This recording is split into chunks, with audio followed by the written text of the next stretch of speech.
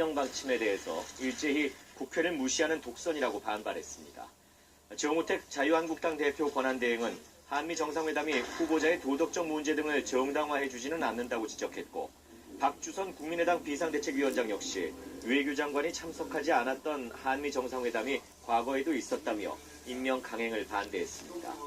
한편 여당인 더불어민주당 우원식 원내대표는 한미 정상회담 등을 앞두고 외교 공백을 막아야 한다며 야당의 협조를 재차 촉구했습니다. 영국 런던의 고층 아파트 화재로 현재까지 확인된 사망자는 12명이지만 중상자가 많아서 인명피해는 더욱 늘 것으로 보입니다.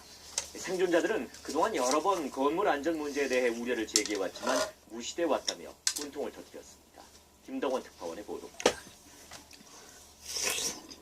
이번 화재로 숨진 사람은 지금까지 12명입니다. 또 70여 명의 부상자 가운데 18명이 중태라고 경찰은 밝혔습니다. 그러나 120가구가 살고 있는 24층의 고층 아파트에는 평소 400명에서 600명이 거주해온 것으로 추정됩니다. 특히 취약 시간인 새벽에 불이 삽시간에 번짐에 따라 피해 규모는 크게 늘어날 것으로 보입니다. 특히 경찰은 불이 30분 만에 24층까지 번진 점에 주목하고 있습니다. 지난해 건물 외벽에 방열 등을 위한 공사를 했는데 이 과정에서 화재에 취약한 건자재가 사용됐을 가능성이 있다는 겁니다. 정부 당국이 화재 원인 조사는 물론 구조적인 원인에 대한 조사에도 착수할 것으로 전망됩니다. There will be proper investigation, and if there are any lessons to be learned, they will be, and action will be taken. 이와 관련해 공사를 담당했던 회사는 적법한 규정에 따라 공사가 이루어졌으며 규정에 맞는 자재가 사용됐다고 밝혔습니다. 현지 언론들은 철저하고 엄격한 소방 규제로 유명한 영국에서 후진적인 참사가 벌어졌다고 비판하고 있습니다. 런던에서 KBS 뉴스 김덕원입니다. 연세대 사제 폭발물 사건은 평소 연구 지도 과정에서 불거진 지도교수와의 갈등이 이유였던 것으로 드러났습니다. 자세한 소식을 박민경 기자가 전해드립니다. 연세대 사제 폭발물 사건의 피의자는 평소 교수에 대한 반감 때문에 범행을 결심했다고 경찰에서 진술했습니다. 대학원생인 김 씨는 평소 자신을 심하게 질책하는 교수에게 반감을 품었는데 지난달 말 학회지 논문과 관련해 갈등을 빚은 뒤 구체적으로 범행을 준비했다고 경찰에서 진술했습니다.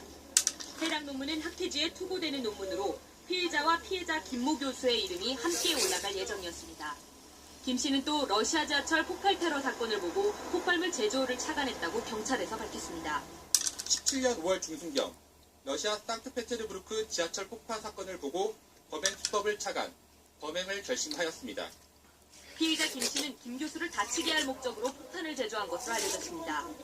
부상을 당한 김 교수는 논문 작성 과정에서 교육적 의도로 피의자와 대화한 것이라며 처벌을 원치 않는다고 입장을 밝혔습니다. 경찰은 피의자에 대해 살인미수보다 처벌 수위가 높은 폭발물 사용죄를 적용해 구속영장을 신청했습니다. KBS 뉴스 박민경입니다. 미국 중앙은행 연방준비제도가 현재 0.75에서 1%인 기준금리를 1에서 1.25%로 올려 올해 들어 두 번째 금리 인상을 단행했습니다. 연준은 미국 경제 성장이 견조하고 고용시장 강세도 지속되고 있다며 추가 금리 인상 배경을 설명했습니다. 이와 관련해서 우리 정부는 오늘 오전 거시경제금융회의를 열어 시장 상황을 점검하고 미국의 금리 인상이 예상됐던 만큼 시장 변동성이 확대될 가능성은 크지 않은 것으로 내다봤습니다.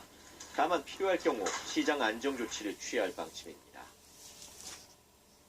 서울대병원이 고 백남기 농민 사망진단서의 사망 종류를 기존의 병사에서 외인사로 수정한 것으로 확인됐습니다.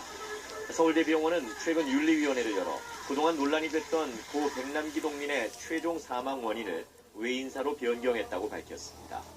서울대병원은 이와 관련해서 조금 전 2시부터 기자회견을 진행하고 있습니다.